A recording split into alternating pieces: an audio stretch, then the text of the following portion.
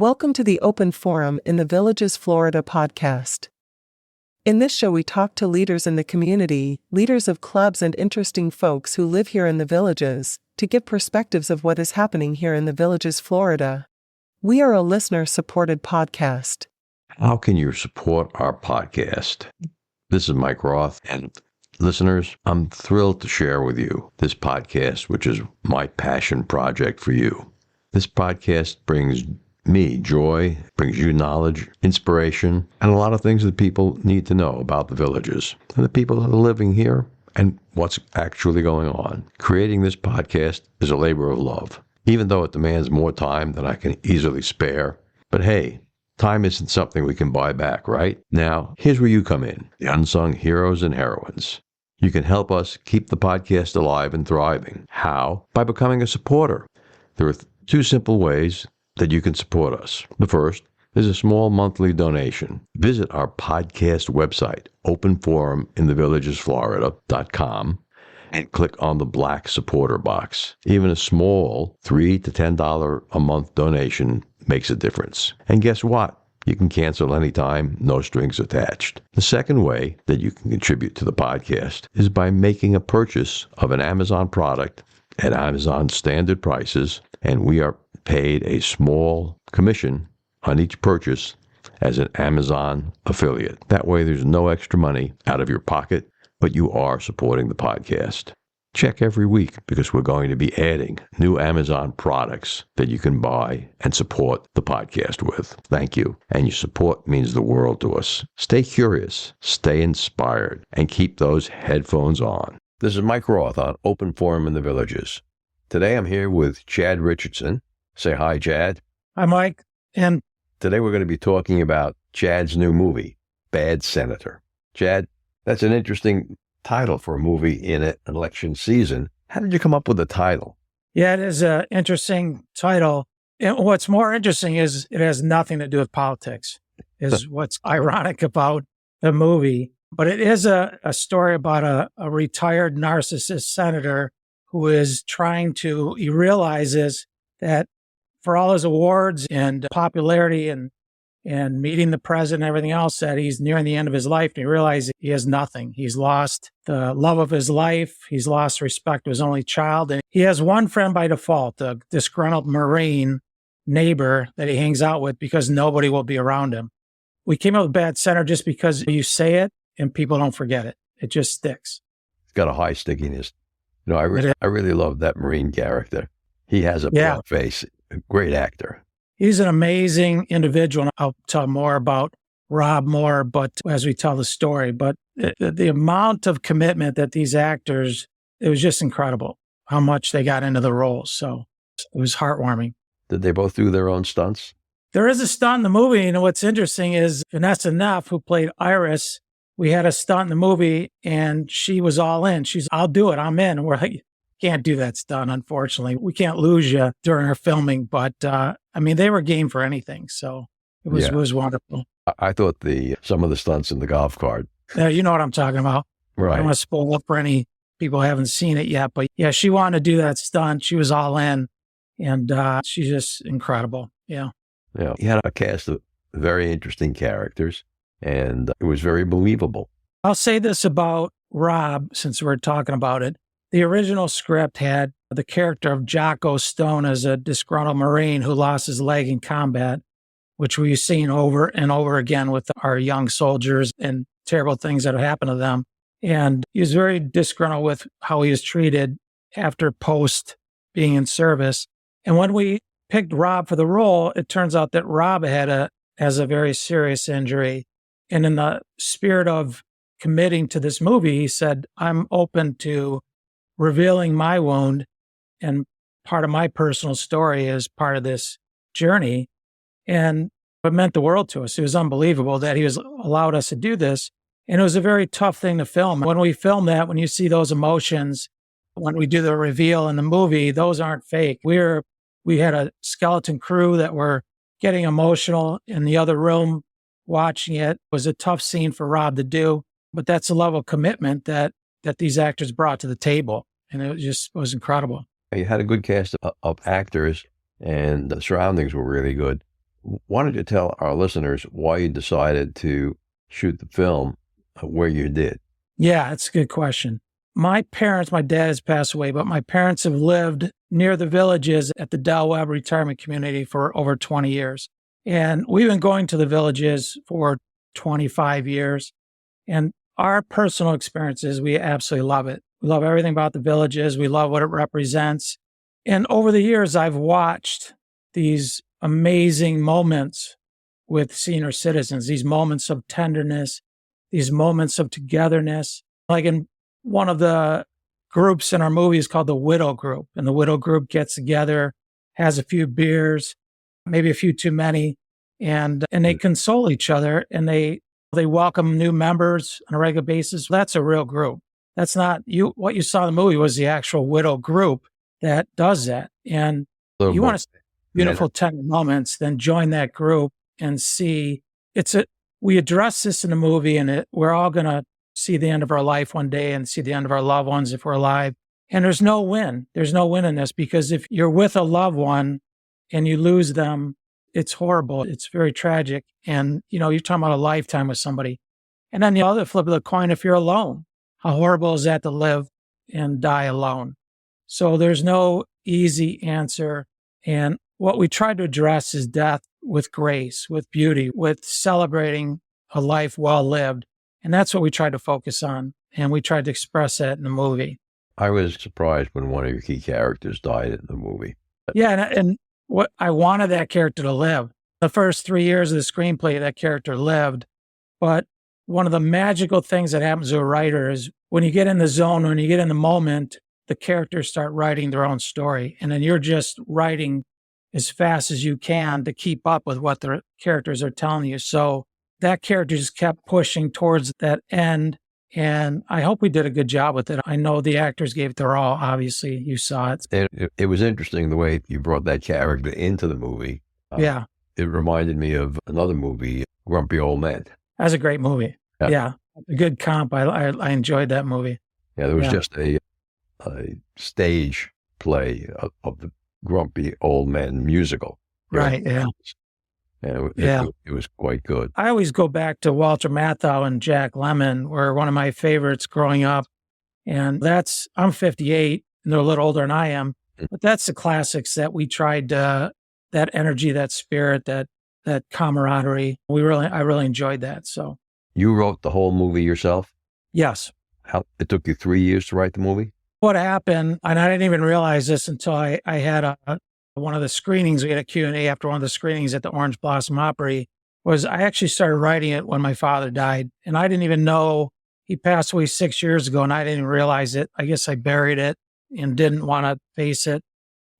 But yeah, it was 6 years in the making, it turns out. Why don't you share with our audience a little bit of your background in filmmaking?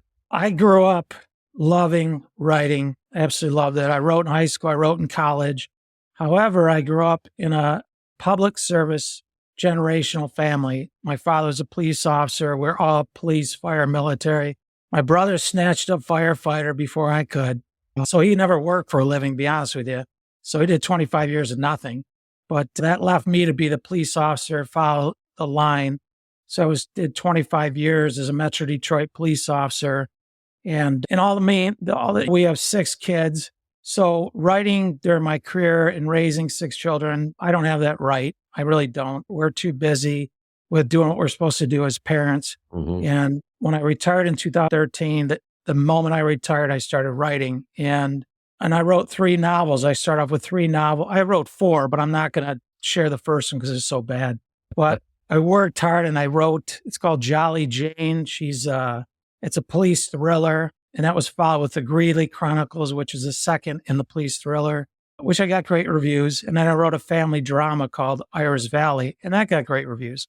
The problem with being a novelist is Amazon has about 15 million books in their stable at any given moment, and you have to market yourself. You have to market your name, not the books. You have to market your name, your personality, who you are. And I'm really a behind the scenes guy. I don't want to be in front unless I have to.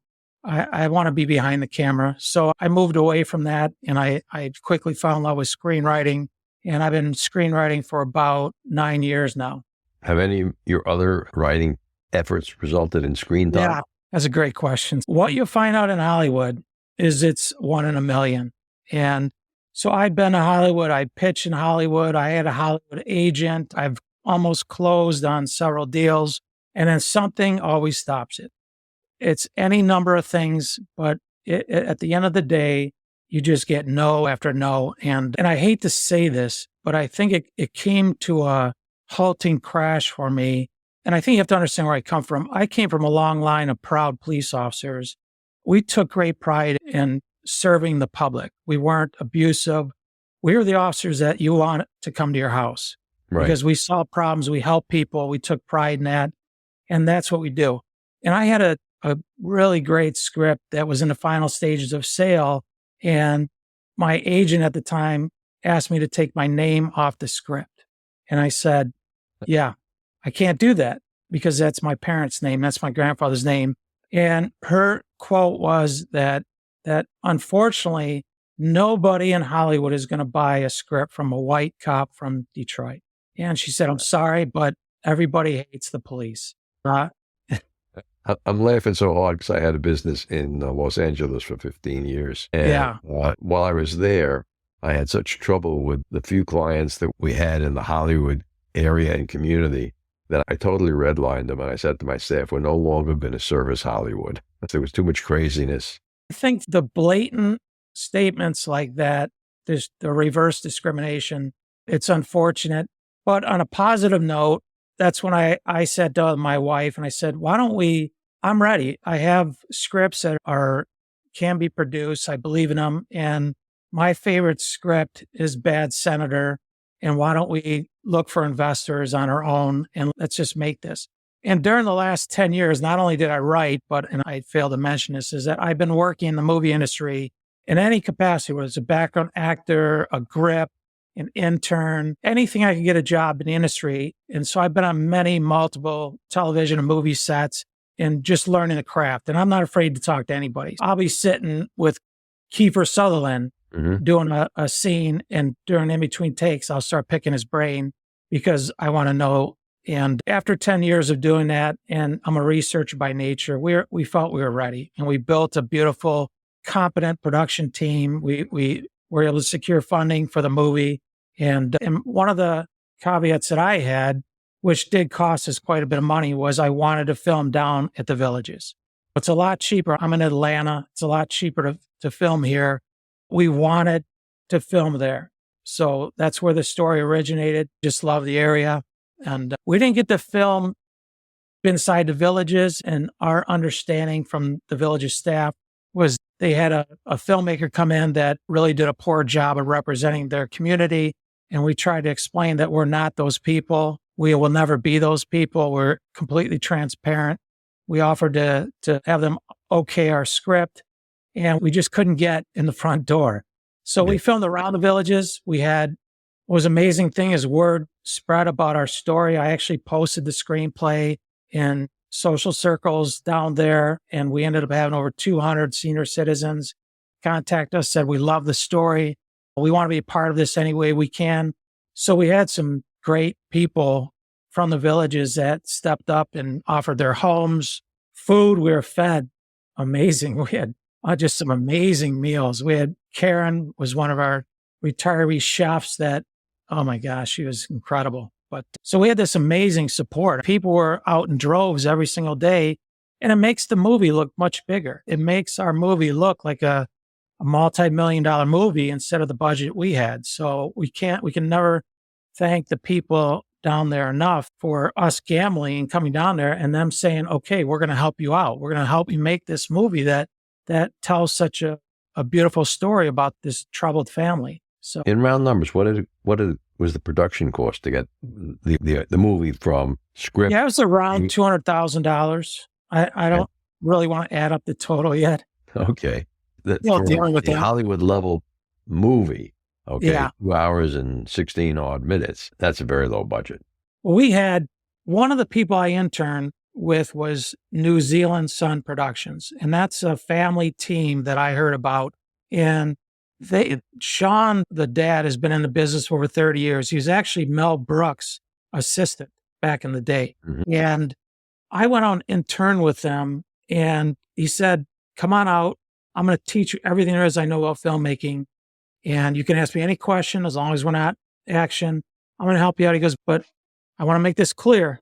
I don't want to know anything about your movie. I'm not interested in your movie. I don't want to be a part of your movie. I want to know nothing. And I said, I love that up front. That's great. So I work with him. And then after the shoot, he said, you can call me with any questions. Of course, like I said, I'll call anybody. So I started calling him, and I dropped hints about my story to him. And then one day he said, you know what? Send me your script, and I'm going to help you to make it more budget friendly. So that's all I'm going to do is I'm going to drop maybe 50 grand from your budget and help you out with that. I said, that's awesome. So I sent him the script. Not 4 hours later, he calls me and he said, okay, first I have to apologize. I really didn't think that you had a good script. I didn't think. I'm just in shock. Please don't take offense, but it's an amazing screenplay. And it's such a great screenplay that we're willing to stop production of our pending movie. And we would like to join your team. And I'm like, you got to be kidding me. Unbelievable. And he said, just give us the bottom quote you had from parts of your production team. We'll take the lowest quote, and we want to make you successful. We want to tell stories like this also. And so I'm like, thank you. And you're on the team without question. That's fantastic. You We know, need to take a short break here to listen to an Alzheimer's tip from Dr. Craig Curtis. Should people who want to reduce their risk of Alzheimer's and improve their brain health take something like Centrum Silver, which is advertised as a brain supplement? Well, another great question, Mike. So in a study published last year, they actually showed that people that took a multivitamin such as Centrum Silver actually did slightly better on memory tests. And this was a double-blind, placebo-controlled study sponsored by the Alzheimer's Association. However, the Alzheimer's Association has come out and said, we still don't have enough information to recommend a daily multivitamin. There was a study that showed no effect of a daily multivitamin a few years back that was also a double-blind, placebo-controlled study. So we do have conflicting evidence on whether or not you should take a daily multivitamin. So the question is, take a multivitamin if you have an unhealthy diet. If you have a healthy diet, get your vitamins from natural foods. Couldn't have said it better myself. Thanks very much, Dr. Curtis. Thank you for having me, Mike. Good. With over 20 years of experience studying brain health, Dr. Curtis's goal is to educate the village's community on how to live a longer, healthier life. To learn more, visit his website, craigcurtismd.com, or call 352-500-5252 to attend a free seminar. Okay, so we're back with Chad Richardson. We were talking about getting his movie produced. So you found the Hollywood production company that decided they wanted to partner with you after they wrote the script. Yeah. Which is a really big accomplishment. So Yeah, it was. how did they help you? How didn't they help me? For one, I directed the movie, and I'd never directed before. And to say I directed the first week, Sean, he did the schedule. And so what he did is he did small scenes for the first couple weeks, and then simply said, what I'm going to do is I'm going to make you look like a great director. Just follow my lead, yet you're not following my lead. And I had a very strong vision of what I wanted to create. And then we would go into the shoots, we'd rehearse and we look at it. And then he always made me look like I was the man in charge. But really, he was just as fundamental in directing this movie as anybody else. But Sean is a very humble man, and he'll be very quiet about his input. But Sean, his son Taylor, Danny Schaefer, their side of the production team, they were incredible. And then when I finished the movie, I had done editing, I had edited shorts, and I edited this movie also, and that was in collaboration with Sean also. And then I have a professional editor that edits like Spider-Man movies. He's a real big Hollywood editor, so he collaborated with me. I had some amazing help, and that really came from saying, hey, I need help.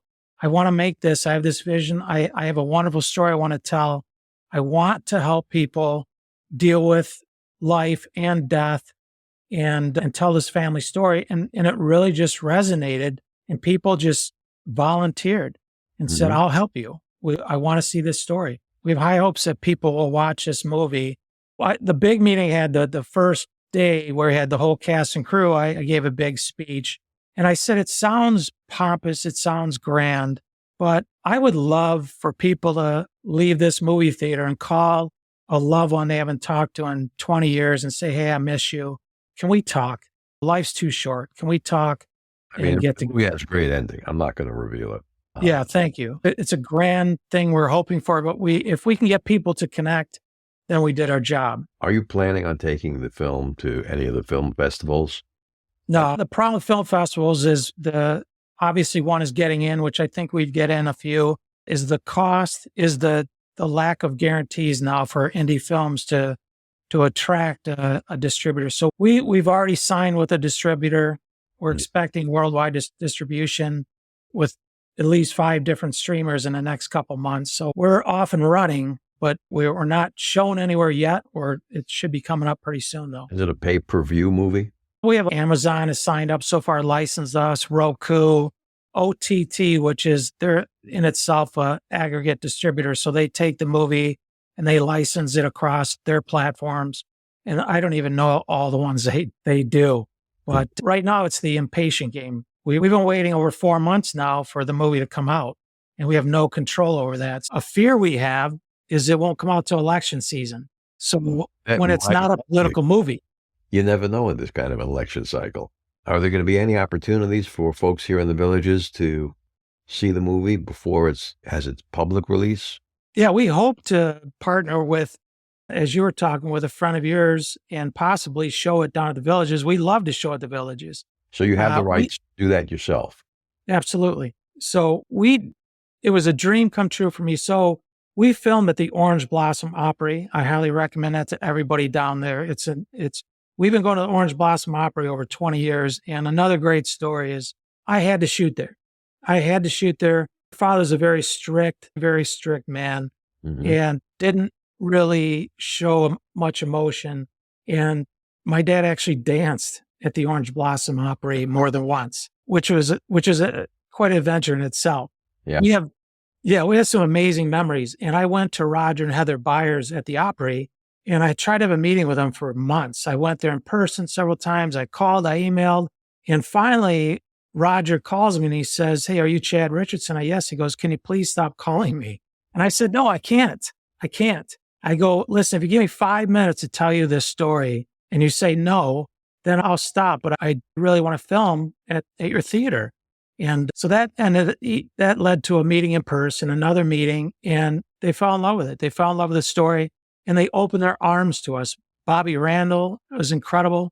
For those of you, Bobby Randall, he actually sat down with one of our professional singers and wrote a song for this movie. The big song in that movie, Bobby Randall and Carly Naff wrote, and it's just such a beautiful song. It still brings tears to my eyes that this happened. I'm listening to Bobby Randall and them create this song in a recording studio, and I just couldn't believe that this was happening. And so we were allowed in the theater. We filmed at the Orange Blossom Opry, some scenes there. And I'll treasure those memories. And then Roger and Heather invited us back to do a screening there. So we did a screening with a Q&A with me and Bob Gallagher, who is Senator Richard Van Sutton. Really? And that was. Did they have a screen in that place? I don't remember. Yeah, he actually bought a screen system for the movie. They really love the movie so much. They said it's the first time they've shown a movie at the Opry. And so we are so honored. And one of my fondest memories I will treasure forever is that I sat on the side of the stage and I watched the audience the entire movie, and to see people laughing, to see grown men crying and people holding each other, it was just incredible. And after the show, we did the Q&A. And when that was done, I had about probably an 85-year-old gentleman walk up to me and he goes, I got a problem with you. Yeah. Okay, sir, you didn't like the movie? He goes, no, you made me cry. I don't cry. And I thought it was just such a great moment. So that's what we're shooting for. You did your job as a movie maker. You took people to the plane. That's what we're trying to that's the greatest compliment to a filmmaker, that I was able to make you feel, and that you felt motion that made you feel good too, that made you feel good. So yeah, for that gentleman, our mission was accomplished, and I hope for a lot of other people too. So Now, do you have another project that you're working on after The Bad Senator?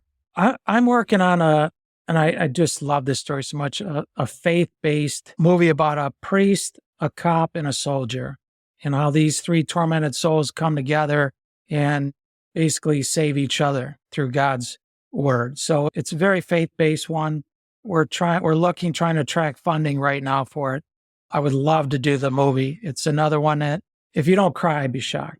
Just, it's another movie that and again, no disrespect to any filmmaker, but we're trying to focus on movies that don't have violence or try to shy away from violence unless it's a necessary moment, but because it is an ugly world.